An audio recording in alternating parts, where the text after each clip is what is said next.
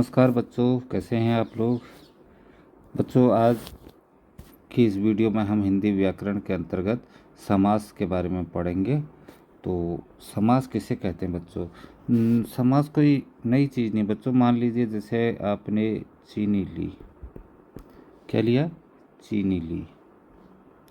उसके बाद आपने पत्ती ली,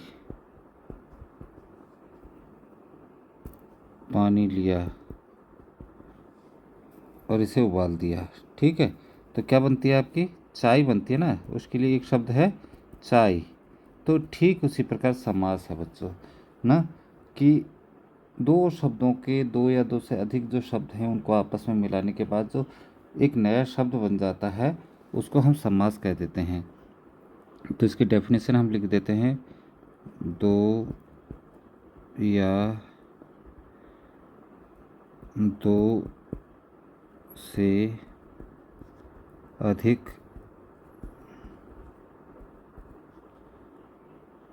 शब्दों के परस्पर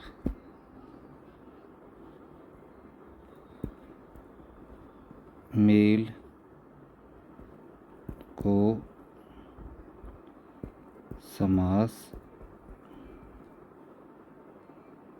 समास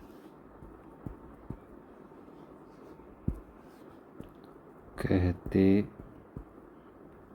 हैं।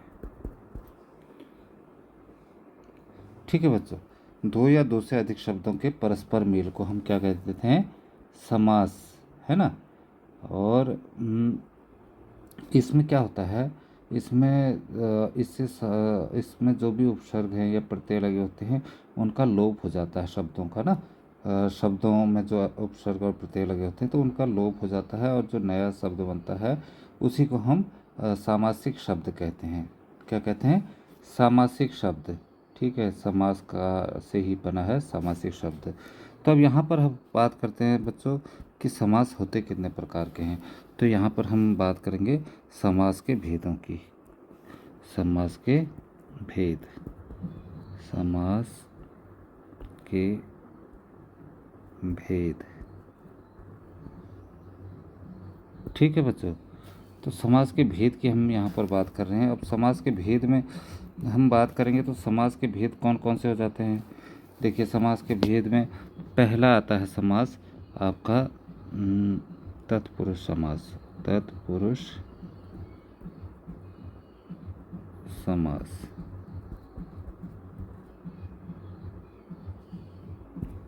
तत्पुरुष समास। दूसरा इसका है बच्चों, आता है कर्मधारय समास। टोटल ये 6 होते हैं, वैसे तो 7 होते हैं लेकिन मुख्य रूप से 6 ही होते हैं। कर्मधारय समास। ठीक है बच्चों, जो इसके बाद तीसरा आता है बच्चों उसको कहते हैं हम द्विगु समास। क्या कहते हैं, द्विगु समास।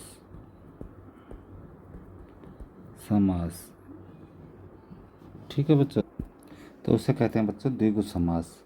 ठीक है, उसके बाद अगला आता है हमारा जो समास, उसे कहते हैं हम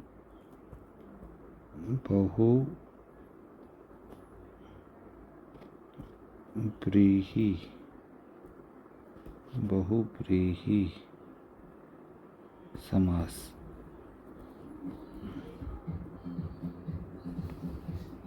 तो चौथा हो गया बच्चों बहुव्रीहि समास।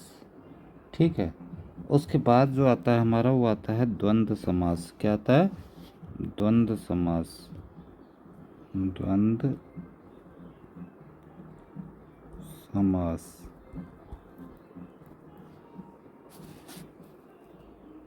ठीक है बच्चों, द्वंद्व समास आ गया। अब अगला लास्ट जो होता है हमारा, वो हमारा द्वंद्व समास के बाद है अव्ययी भाव समास। क्या आता है, अव्ययी भाव समास।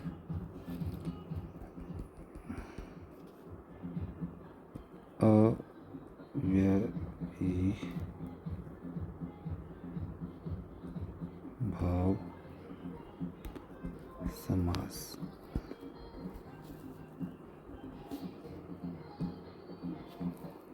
ठीक है बच्चों, आपका ये हो गया अव्ययी भाव समास। अव्ययी भाव समास। ठीक है बच्चों, तो हमने देखे कि एक अनत्र समास होता है, उसके बारे में लास्ट में टाइम मिला तो मैं बताऊंगा। ठीक है, तो ये हैं हमारे प्रकार समास के भेद जो हैं: तत्पुरुष समास, कर्मधारय समास, द्विगु समास और बहुब्रीहि समास। ठीक है बच्चों, अब हम बात कर लेते हैं कि जो है अव्ययी भाव समास की बात करते हैं बच्चों। सॉरी, ये तत्पुरुष समास की बात करते हैं। ठीक है, तत्पुरुष समास की हम बात करते हैं। तो तत्पुरुष समास किसे कहते हैं बच्चों?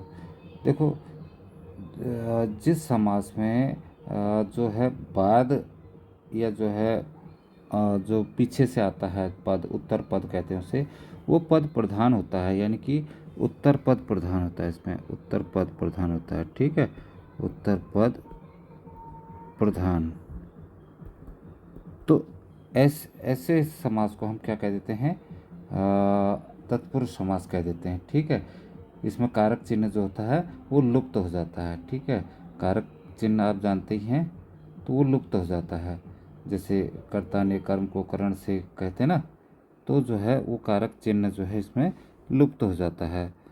अब हम बात करते हैं कि जो है कैसे, जैसे कि हमने कहा तत्पुरुष समास में। ठीक है, जैसे कि हमने कहा तुलसीकृत।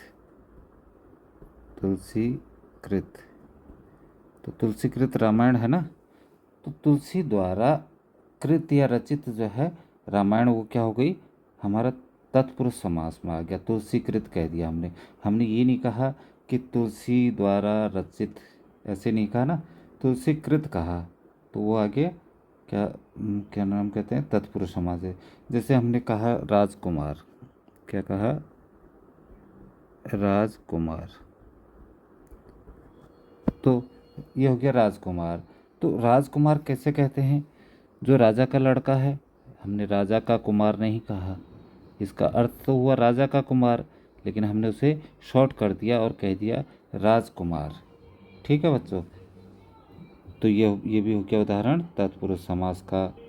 अब इसमें मैंने कही थी कि जो है उत्तर पद प्रधान होता है, इसका उत्तर पद प्रधान होता है। जैसे कि तुलसी, तुलसी तो है नाम, लेकिन विशेषता क्या? उसके द्वारा कृत है। राज, राजा से संबंध हो गया, लेकिन उसका कुमार, तो ये पद जो है प्रधान है। ठीक है, तो इस द्वितीय पद जो होता है उसका वो प्रधान होता है, उसको हम क्या कह देते हैं? तत्पुरुष समास कह देते हैं बच्चों। ठीक है, तो अब इस तत्पुरुष समास के जो होते हैं इसके भी भेद होते हैं बच्चों। ठीक है, तत्पुरुष समास के भेद, अगर हम चलें आगे तो इसमें हम लिख देते हैं तत्पुरुष समास के भेद। ठीक है बच्चों, तत्पुरुष समास के भेद। तो इसमें इसके जो होते हैं क्या नाम कहते हैं? तत्पुरुष समास के 6 भेद होते हैं बच्चों। ठीक है, जिस तरीके से समास के 6 भेद होते हैं, उसी तरीके से तत्पुरुष समास के भी 6 भेद होते हैं। अब उन भेदों की बात करें अगर हम, तो हम आएंगे यहाँ पर, पहला हो जाएगा हमारा कर्म तत्पुरुष। कर्म तत्पुरुष, ठीक। उसके बाद दूसरा आता है हमारा कौन सा? कि करण तत्पुरुष। करण तत्पुरुष,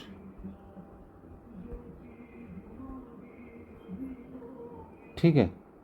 तीसरा आ जाएगा हमारा करण से संप्रदान, संप्रदान तत्पुरुष, संप्रदान तत्पुरुष, ठीक।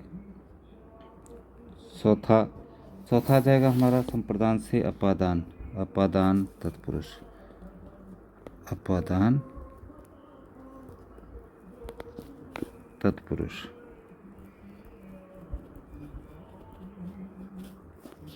पांचवा आ जाएगा अपादान के बाद संबंध का की के होता है तो संबंध तत्पुरुष, संबंध तत्पुरुष। ये सभी तत्पुरुष समास के भेद हैं, इसलिए पीछे से तत्पुरुष समास लिख रहा हूँ, ठीक है बच्चों। छठा आ जाएगा हमारा अधिकरण, संबंध का के अधिकरण, अधिकरण तत्पुरुष क्या हो जाएगा, अधिकरण तत्पुरुष, ठीक बच्चों। ये आ गया कि जो है आपके 6 भेद तत्पुरुष समास के, कर्म तत्पुरुष, करण तत्पुरुष, संप्रदान तत्पुरुष, अपादान तत्पुरुष, संबंध तत्पुरुष और आपका अधिकरण तत्पुरुष। तो कर्म तत्पुरुष क्या होता है बच्चों, हम बात करेंगे अगर कर्म तत्पुरुष की, कर्म तत्पुरुष। तो आपने जो है कारक की विभक्तियाँ तो पढ़ी होंगी ना, कि कर्ता ने कर्म को करण से संप्रदान के लिए अपादान से अलग होने पर ना, ये सब पढ़ी हैं। तो इसी में जो है कर्म के साथ क्या आता है, कर्ता ने कर्म को आता है ना। तो इसमें हम लिखेंगे जिस समास में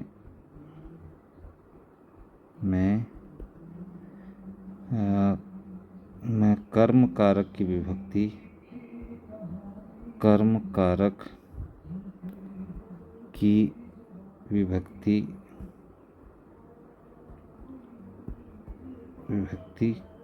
को होती है ना, कर्ता ने कर्म को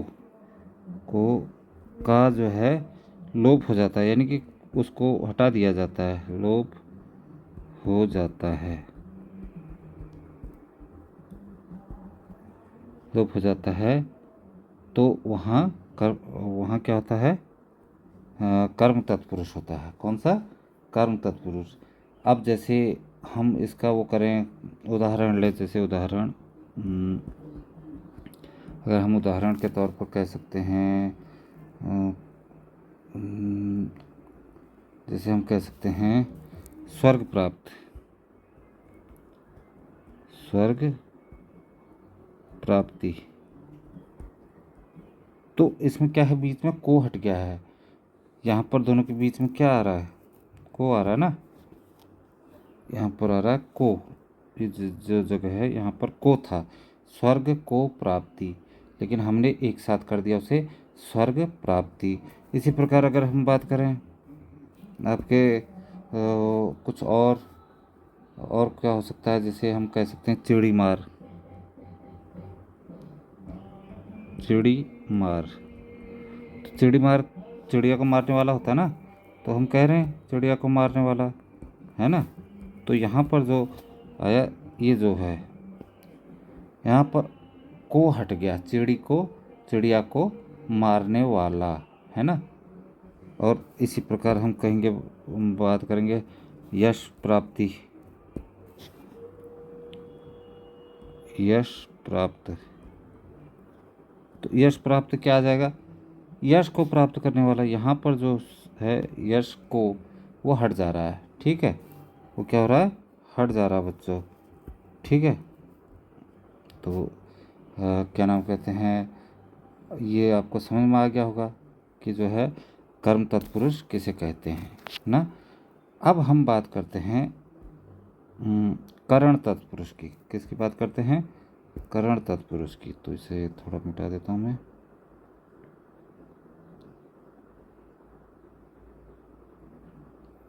अब हम बात कर रहे हैं करण तत्पुरुष।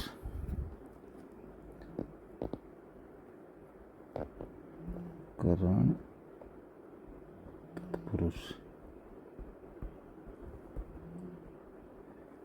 अब करण तत्पुरुष में क्या होता है बच्चों, देखो जिस तरीके से आपने कर्म तत्पुरुष में देखा को हटा, इसमें भी वही आएगा। क्या आएगा इसके डेफिनेशन में कि इसमें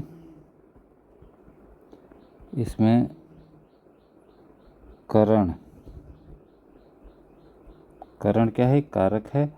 करण कारक की जो विभक्ति होती है, जो विभक्ति चिन्ह होता है, विभक्ति क्या होती है। अब करण कारक की विभक्ति बच्चों, कर्ता ने कर्म को करण से कहते हैं ना, तो से या के द्वारा ये जो भी होते हैं तो वो क्या होते हैं, विद इन ब्रैकेट हम लिख देते हैं से या के द्वारा, ये जो है इसका लोप हो जाता है, लोप हो जाता है। ठीक है बच्चों, तो इसमें क्या है, से या के द्वारा का लोप हो जाता है। अब हम बात करते हैं उदाहरण पे कैसे हो जाता है भाई। करण कारक में हम कह देते हैं, मान लो हम कह देते हैं आचार कुशल, कह देते हैं आचार कुशल। आचार कुशल माने एक ही शब्द बन गया है बच्चों। ठीक है, तो आचार कुशल यानी कि आचार से कुशल, यानी कि व्यवहार से जो बच्चा कुशल होता है उसे हम कह देते हैं आचार कुशल। तो से यहाँ पर जो आना था वो हमारे से हट गया है ना, तो यहाँ पर आचार कुशल आ गया। ठीक है, इसी प्रकार और भी हो सकते हैं कई, कि क्या नाम कहते हैं, जैसे हम कहते हैं मुँह मांगा, क्या कह देते हैं, मुँह मांगा लिख देते हम, मुँह मांगा, उसे तो मुँह मांगा वरदान मिल गया कहते ना। तो मुँह से मांगा, इसका मुँह से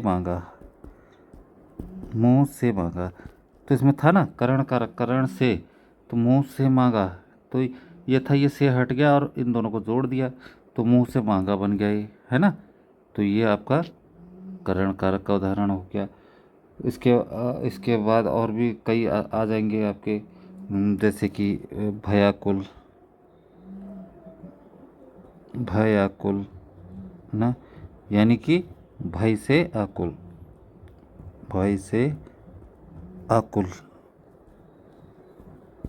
ठीक है, तो ये से शब्द जो है यहाँ से हट गया और ये दोनों आपस में जुड़ गए, भयाकुल हो गया। ठीक, तो ये करण तत्पुरुष जो है इसे कहते हैं जिसमें से हट जाता है। अब हम बात करते हैं बच्चों, करण तत्पुरुष के बाद क्या था आपका संप्रदान तत्पुरुष। बात करेंगे हम संप्रदान तत्पुरुष की।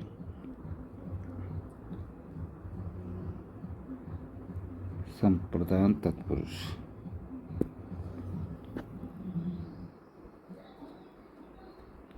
संप्रदान तत्पुरुष,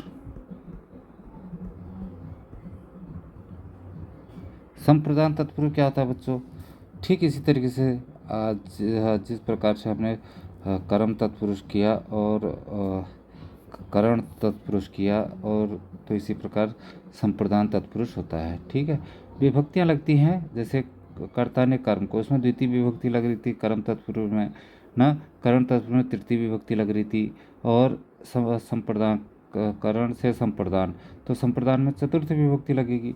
ठीक है, तो इसमें चतुर्थी तत्पुरुष भी कहा जा सकता है इसे। ठीक है, तो इसका हम अगर वो लिखेंगे डेफिनेशन तो क्या आ जाएगी, इसमें आ जाएगी कि इसमें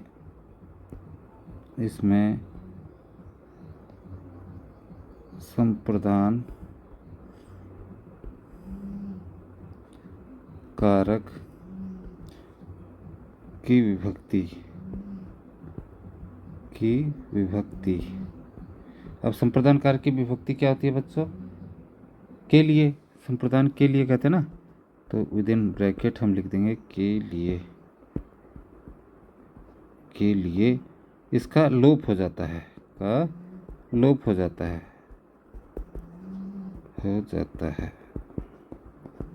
यानी कि गायब हो जाते हैं बच्चों। ठीक है, तो अब इसके हम उदाहरण देख लें अगर, तो जैसे हम कहते हैं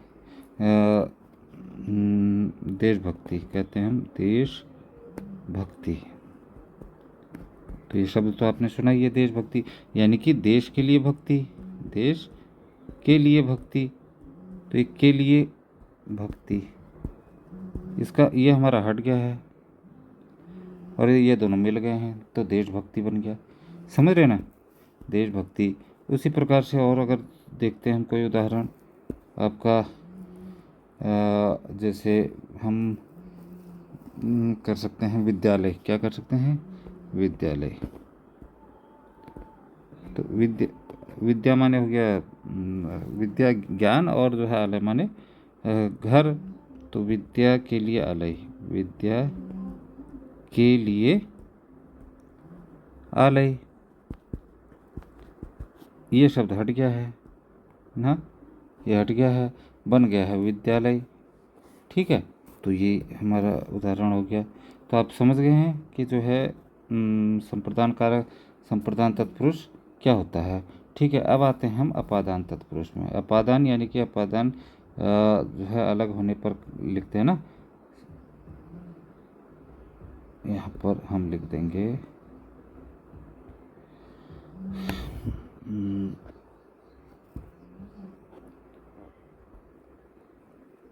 अपादान तत्पुरुष। ठीक है, अपादान तत्पुरुष क्या होता है बच्चों? अब इसकी अगर डेफिनेशन, अगर परिभाषा हम लिखना चाहें तो सेम उसी पहले की तरह लिखेंगे। इसमें क्या लिखेंगे हम कि इसमें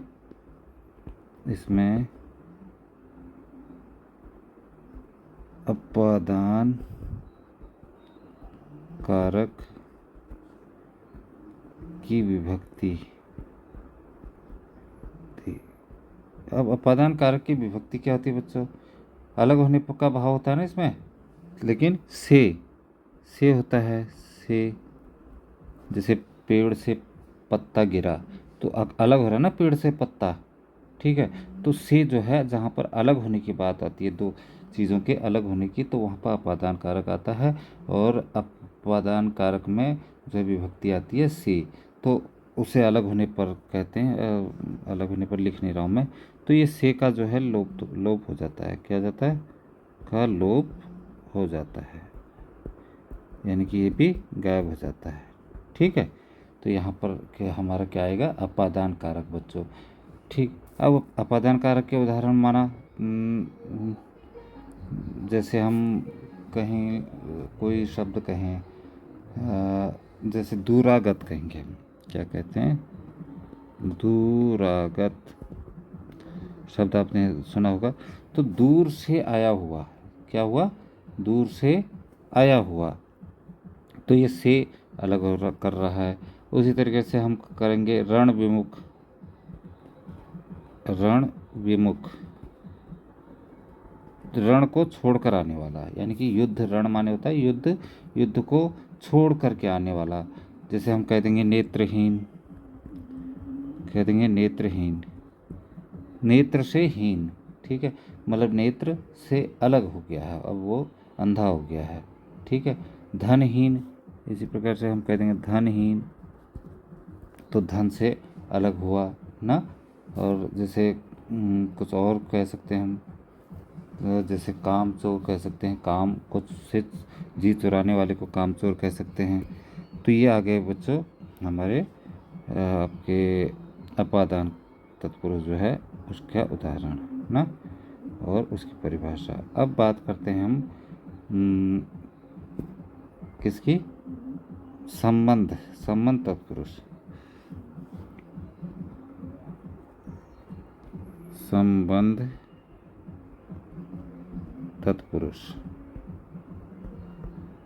अब संबंध तत्पुरुष क्या होता है बच्चों? परिभाषा सेम है, केवल जो है संबंध कारक की विभक्ति का लोप होएगा इसमें ना। इसमें संबंध कारक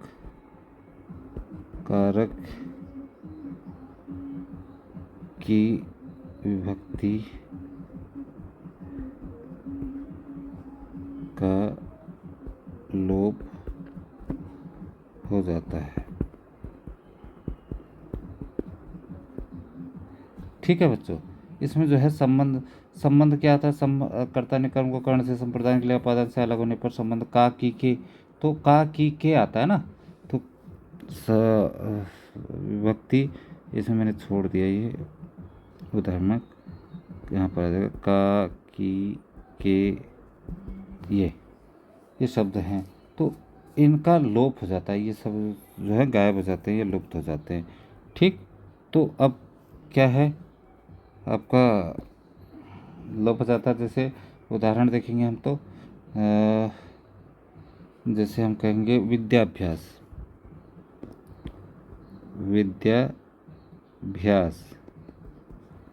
विद्याभ्यास यानी कि विद्या का अभ्यास, का अभ्यास,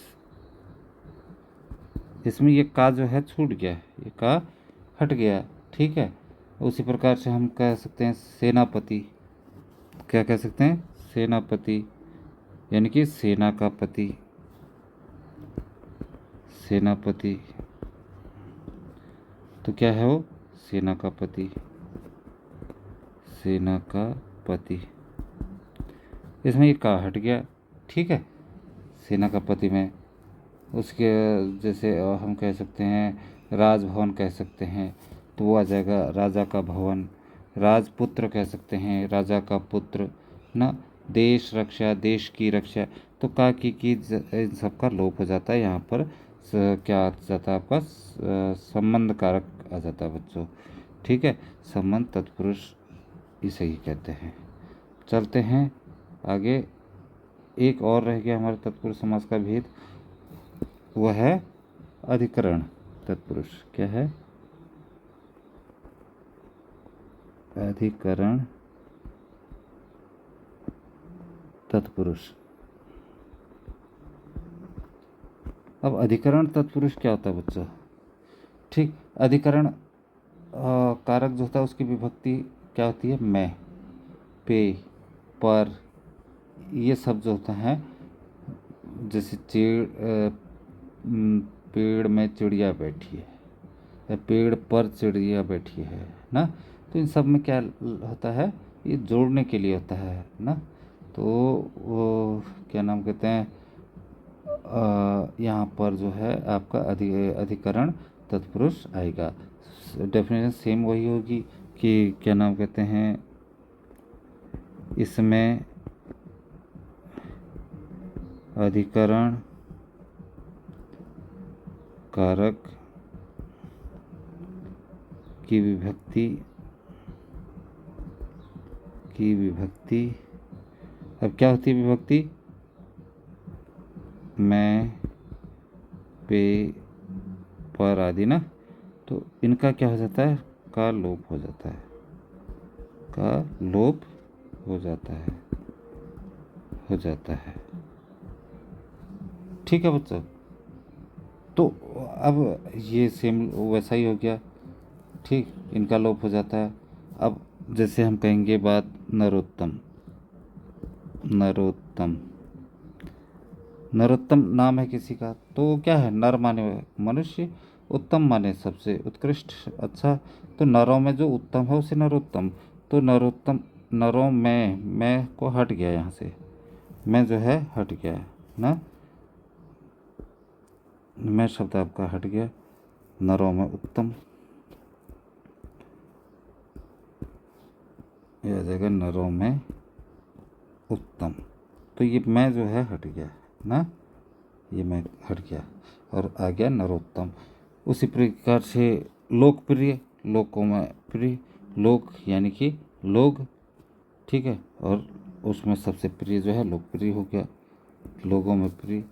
ठीक, तो इस प्रकार से कई उदाहरण जो होते हैं इनमें, जहाँ पर मैं, पे, पर कुछ भी आएगा तो वहाँ पर आपका अधिकरण तत्पुरुष समास होगा। ठीक है, यहाँ तक क्लियर हुआ बच्चों।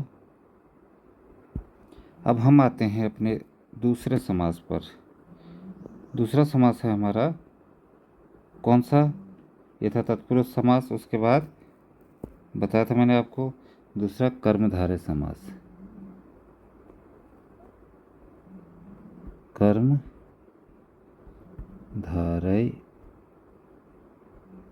समास।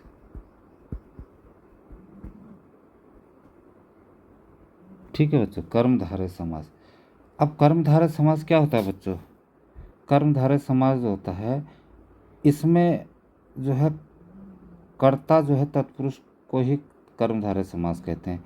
मतलब कि जिस समस्त पद में जो उत्तर पद प्रधान हो जाता है, यानी कि उत्तर पद माने बाद वाला पद, वो प्रधान हो जाता है, और जो है पूर्व पद और उत्तर पद में जो है उपमान और उपमेय अथवा विशेषण और विशेष्य का संबंध हो जाता है। ठीक है, तो उपमान यानी कि जिसकी हम बात कर रहे हैं, उपमेय किससे उसकी तुलना कर रहे हैं, या विशेषण, ठीक है, और विशेष्य का संबंध हो जाता है, उसे हम क्या कहते हैं? कर्मधारय समास कहते हैं। ठीक है, तो इसको हम क्या लिख सकते हैं? इसको हम अगर लिखना चाहें डेफिनेशन, तो हम लिख सकते हैं जिस पद का उत्तर पद प्रधान हो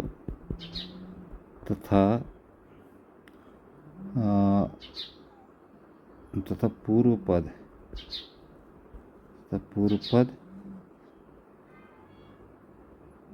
किसका काम करे? पूर्व पद उपमान व उत्तर पद उपमेय का काम करे, उपमेय हो, तो उसे कर्मधारय समास कहते हैं, है ना। ठीक है बच्चों, अब जैसे कि हम कहें उदाहरण के तौर पर कि नवयुवक, हम बात करते हैं जैसे नवयुवक की, किसकी? नवयुवक।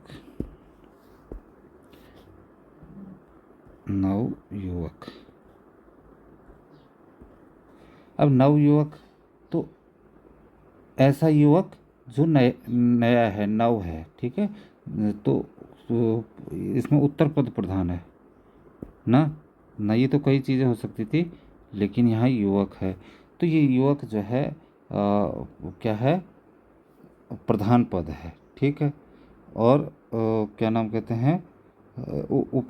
उपमान है। क्या है? उपमान है, और उसका तुलना किससे की जा रही है? नए से, उपमेय हो गया। ठीक है, तो उपमेय से तुलना की जा रही है। तो उसी तरीके से हम कह सकते हैं आपका परमेश्वर, क्या कह सकते हैं? परमेश्वर यानी कि परम है जो ईश्वर, विशेषता, ईश्वर की विशेषता क्या बता रहा? परम। ठीक है, और पद प्रधान कौन सा है? द्वितीय पद, दूसरा पद जो है प्रधान है। ठीक है, तो आई होप आपको ये आ गया होगा। ठीक है बच्चों, चलते हैं हम अपने इसमें एक चीज़ और है कि कर्मधारय समास बच्चों, ये भी जो हैं इसके भी भेद होते हैं, है ना। इसके भी 4 भेद होते हैं। अगर हम इसके भेद की बात करते हैं तो कर्मधारय समास के भेद।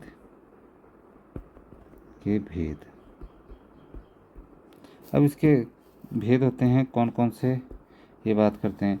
तो एक होता है विशेषण पूर्व पद, पहला होता है विशेषण पूर्व पद, दूसरा होता है विशेष्य पूर्व पद। मैंने बताया था ना अभी, विशेषण और विशेष्य की बात की थी ना, जब उपमान और उपमेय की बात कर रहा था। तो तीसरा होता है विशेषणों भय पद,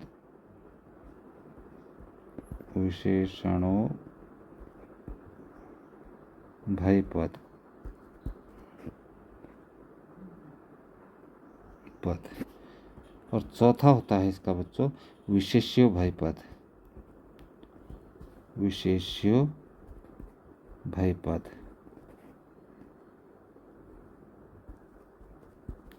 ठीक है, तो ये 4 प्रकार हो गए बच्चों इसके, विशेषण पूर्व पद, विशेष्य पूर्व पद, विशेषणोभय पद और विशेष्योभय पद। ठीक है, तो जो विशेषण पूर्व पद होता है बच्चों ना, ये आपका ये वाला विशेषण पूर्व पद, तो ये पद क्या होता है बच्चों, इसका क्या है, इसमें जो पहला पद होता है वो विशेषण होता है, पहला पद विशेषण होता है। ठीक है, जैसे कि हम कहेंगे आपका पीताम्बर, क्या कहेंगे, पीताम्बर। तो पीताम्बर क्या हो गया, पीला, पीत माने पीला और अंबर माने आकाश, पीला अंबर। ठीक है, और उसी तरीके से हमने कहा था परमेश्वर। ठीक है, परम है ईश्वर। ठीक है, ईश्वर वो जो परम है। नील गाय, गाय जो नीली है ना। प्रिय सखा, सखा जो प्रिय है। इस तरीके के जो हैं इसमें पूर्व पद क्या होता है, वो होता है विशेषण होता है। ठीक है, और दूसरा पद जो है विशेष्य होता है। अब इसी के बाद हम दूसरी बात करते हैं इसकी, विशेष्य पूर्व पद ना, इसका बिल्कुल उल्टा हो जाएगा ये विशेष्य पूर्व पद में। इसमें पहला पद विशेष्य होता है, इसमें क्या था, पूर्व पद विशेषण हो रहा था। ठीक है, और इसमें पूर्व पद विशेष्य हो जाएगा। अब विशेष्य हो जाएगा तो इसको क्या कहेंगे, विशेष्य पूर्व पद।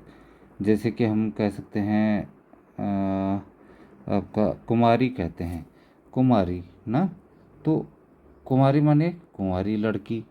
ठीक है, तो इसमें लड़की तो है। ठीक है, और उत्तर पद जो है आपका प्रधान है, विशेषण है, और जो है कुंवारी हो गया उसका विशेष्य ना। तो इस तरीके से, या कुमार कहते हैं लड़के को, तो वो कुंवारा लड़का। ठीक है, वो आ गया ना। तो ये हो गया आपका विशेष्य पूर्व पद। उसके उसके बाद विशेषणोभय पद। ठीक, विशेषणोभय पद क्या होता है, इसमें जो है दोनों पद विशेषण होते बच्चों। ठीक है, जैसे कि हम कह देंगे जैसे कि कह देंगे हम शीतोष्ण, क्या कह देंगे हम, शीतोष्ण। अब शीतोष्ण का को तोड़ेंगे अगर तो क्या है, शीत और उष्ण, यानी कि शीत माने ठंडा, उष्ण माने गर्म। ठंडा गर्म दोनों क्या हैं, दोनों जो है पद प्रधान है, दोनों पद विशेषण है ना। या लाल पीला, वो गुस्से से लाल पीला हो गया कहते हैं, तो लाल एक रंग है, पीला भी एक रंग है। ठीक है, दोनों दोनों पद प्रधान है।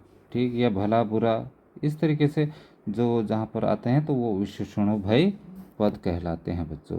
उसके बाद विशेष्योभय पद, इसमें क्या होता है, इसमें दोनों पद विशेष्य होते हैं भाई, सीधी बात है। विशेषण पद में जो है दोनों पद विशेषण होते हैं, इसमें दोनों पद विशेष्य होते हैं। ठीक है, एक दूसरे की विशेषता बताते हैं। ठीक, जैसे कि हम कह देंगे आम्र वृक्ष, कह देंगे आम्र वृक्ष, तो इसमें क्या हो गया, आम जो है वृक्ष की विशेषता बता रहा है, वृक्ष आम की विशेषता बता रहा है। ठीक, तो ये तो हो गए आपके कर्मधारय समास के भेद। ठीक है बच्चों, कर्मधारय समास के भेद।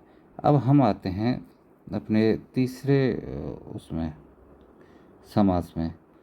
तीसरा समास हमारा है बच्चों, कौन सा, तीसरा समास क्या लिखा था हमने, द्विगु समास, द्विगु समास।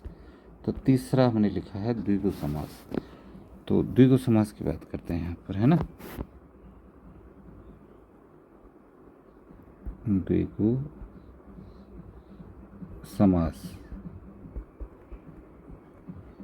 अब द्विगु समास कौन सा होता है बच्चों, जिस समास में या जिस पद में पूर्व पद जो है संख्यावाचक होता है। ठीक है, वह द्विगु समास कहलाता है।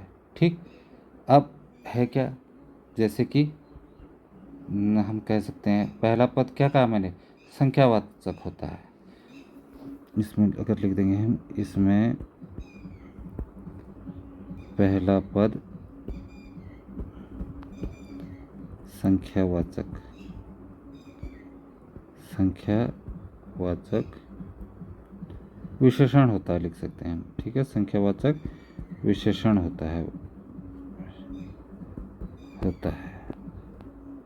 उस चीज़ की विशेषता बताता है ना कि वो कितने हैं। तो वहाँ पर क्या होता है, द्विगु समास होता है। तो सीधी सी बात आप ये सोच लो बच्चों कि जिस पद के आगे, जिस शब्द के आगे जो है संख्यात्मक, संख्या से जुड़ा कोई शब्द होता है, उसको हम क्या कह देते हैं, द्विगु समास। जैसे कि हमने कह दिया सप्त ऋषि कह दिया, तो 7 ऋषि यानी कि सप्त ऋषि। सप्त सिंधु कह दिया, 7 सिंधु। हाँ, दोपहर कह दिया जैसे, तो 2 पहरों का समूह। त्रिलोक कह दिया, 3 लोकों का समूह। ठीक है, और जैसे तिरंगा कह दिया तो 3 रंगों का समूह हो गया। उस तरीके से पंचतंत्र का हमने तो 5 तंत्रों का समूह। ठीक है, 4 पाई का तो जो है 4 पैरों वाली पाई। ठीक, तो इस तरीके से ये शब्द जो है, जैसे हमने बोला आपका पंचतंत्र। ठीक है, 5 आ रहा है इसमें। सप्त ऋषि कहा मैंने, सप्त ऋषि, तो इसमें 7 अंक आ रहा है। आ रहा नहीं आ रहा? ठीक, 4 पाई कहा, 4 पाई, तो इसमें 4। तो जिसमें अंक हमें दिखते हैं, ठीक है, वो हमेशा द्विगु समास होता है। क्या होता है? द्विगु समास। ठीक, तो ये क्लियर हो गया होगा बच्चों आपको। चलते हैं नेक्स्ट समास पर। वीडियो बहुत ज़्यादा टाइम ले रही है, तो ज़्यादा डिटेल में समझाने में टाइम ज़्यादा लग रहा है इसमें। अब हम बात करते हैं बच्चों अगला समास, बहुब्रीहि समास। बहुब्रीहि समास। ठीक है बच्चों, अब बहुब्रीहि समास क्या होता है? तो ये जो है समास में आए पदों को छोड़कर जब किसी अन्य पदार्थ की प्रधानता हो जाए, तब उसे बहुब्रीहि समास कहते हैं बच्चों। ठीक है, जो भी पद आए हैं समास में, जो शब्द आए हैं, यानी कि पद माने शब्द समझ लो आप, तो उन शब्दों को जोड़ने पर कोई नया ही शब्द प्रधान हो जाता है ना। तो इसको हम लिख सकते हैं, अगर डेफिनेशन लिखते हैं हम, तो हम लिखेंगे ये लिखेंगे हम, समास में आए हुए पदों को छोड़कर, ठीक है, जब किसी नए शब्द की प्रधानता हो,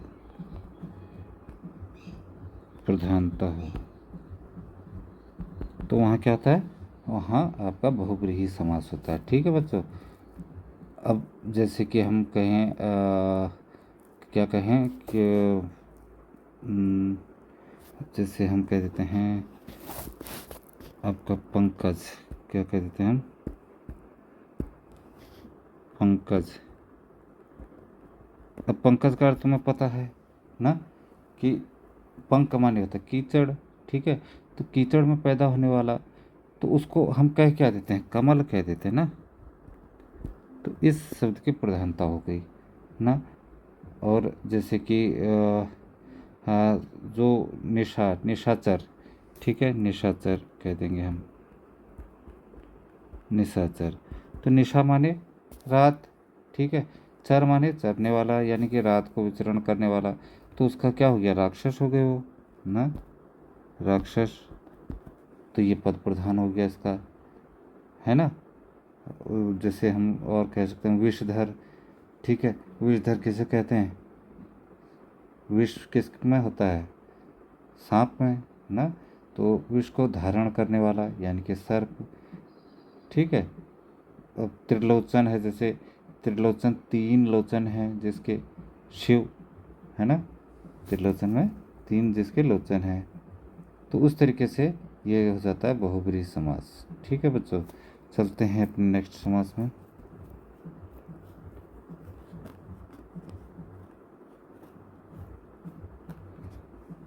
सो हमारा चौथा हो गया था शायद, बहुब्रीहि। पांचवा समास हो गई द्वंद्व समास। द्वंद्व समास। अब ये द्विगु समास और द्वंद्व समास में कंफ्यूज मत होना बच्चों ना। द्विगु समास, द्विगु माने जिसके आगे अंक आते हैं। क्या आते हैं? अंक। जो है अंक, आपके गणितीय अंक जो हैं वो आ जाते हैं, वो द्विगु समास होता है। और द्वंद्व समास में जो होता है एक हाइफन का चिन्ह होता है ना। जैसे हम कहते हैं रात दिन, कहते थे हम रात दिन, ऐसे ही तो लिखते हैं ना। तो इसमें ये जो हाइफन का निशान आया है, ये निशान जिस भी शब्द में लिखोगे आप, माता पिता ना, यहाँ आ गई, ठीक है। और जैसे लिखेंगे हम सुख दुख, सुख दुख, ऐसे ही तो लिखते हैं। तो ये निशान जो है जिन दो शब्दों के बीच में आपको दिखे तो बिल्कुल भी आप वो मत करना, देर मत करना, सीधे से उसे द्वंद्व समास समझ लेना। क्या समझ लोगे? द्वंद्व समास, ठीक है। तो इसमें जो होता है, इसकी अगर परिभाषा हम लिखना चाहें बच्चों तो क्या है? जिस सामासिक पद लिख सकते हैं, जिस सामासिक पद में, ठीक है, जिस सामासिक पद में दोनों पद क्या हों? प्रधान हों। दोनों पद प्रधान हों, प्रधान हों, ठीक है। तथा क्या होता है? विग्रह करने पर, विग्रह वही मैंने हाइफन कहा था ना, विग्रह करने पर और अथवा या जो होते हैं, जो भी हैं, और या फिर अथवा ना, या लगते हों, लगते हों, उसे बहुब्रीहि समास कहते हैं। जैसे हमने कहा रात दिन कहा था ना, तो इसका अर्थ क्या हुआ? रात और दिन ना। सुख दुख कहा तो सुख और दुख। माता पिता कहा तो माता और पिता। ऊपर नीचे, ऊपर और नीचे। तो इस तरीके से आना जाना, आना और जाना। तो जिसमें ये विग्रह लग जाता है, ठीक है, हाइफन लग जाता है, तो वो तोड़ देता है और को हटा देता है। तो वहाँ पर जो है हमारा कौन सा समास आ जाता है बच्चों? द्वंद्व समास। कौन सा समास? द्वंद्व समास। अब हम बात करते हैं, उदाहरण इसके बता दिए थे मैंने आपको। हमारा छठा समास जो होता है वो है बच्चों आपका अव्ययी भाव समास। अव्ययी भाव समास। अव्ययी भाव समास, ठीक है। तो अव्ययी भाव समास क्या होता है बच्चों? अव्ययी भाव समास, इस समास में जो होता है ना, सारा का सारा पद जो है क्रिया विशेषण या अव्यय हो जाता है, ठीक है। पहला पद जो होता है उपसर्ग जाति का होता है, मतलब उपसर्ग प्रकार का होता है और अव्ययी होता है। और वही प्रधान पद भी वही होता है, ठीक है। तो इसको अगर हम डेफिनेशन लिखना चाहें तो क्या लिखेंगे? इसमें हम लिखेंगे जिसमें पूर्व पद प्रधान हो, ठीक है, और क्या है? समास पद अव्यय हो जाए, पद अव्यय हो जाए,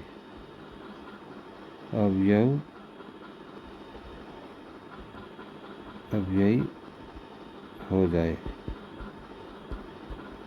तो उसे क्या कहेंगे हम? अव्ययी भाव समास कहेंगे, ठीक है बच्चों। क्या कहेंगे? अव्ययी भाव समास, ठीक। तो अब इसमें जो है बच्चों एक चीज़ है कि इसकी पहचान अगर करनी है आपने, इसकी पहचान माना अव्ययी भाव समास की पहचान करनी है ना, तो इसमें जो है, जो पहला पद है, पहला पद उसमें क्या आया होगा?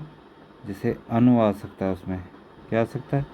अनु, या आ, या फिर भर, यथा, प्रति, ठीक है।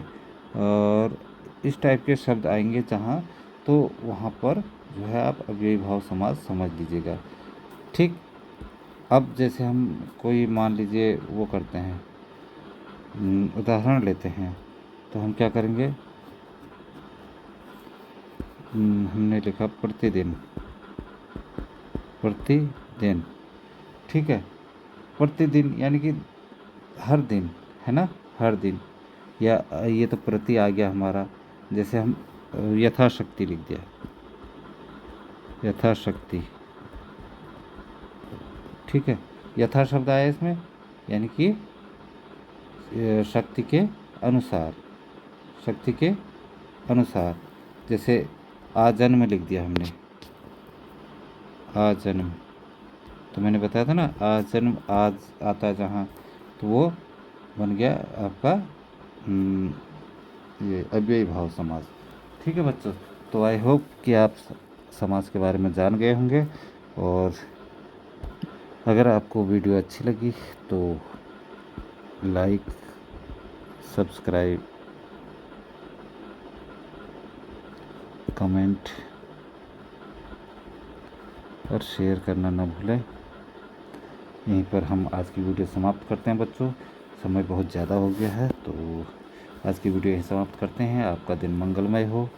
बाय बाय बच्चों।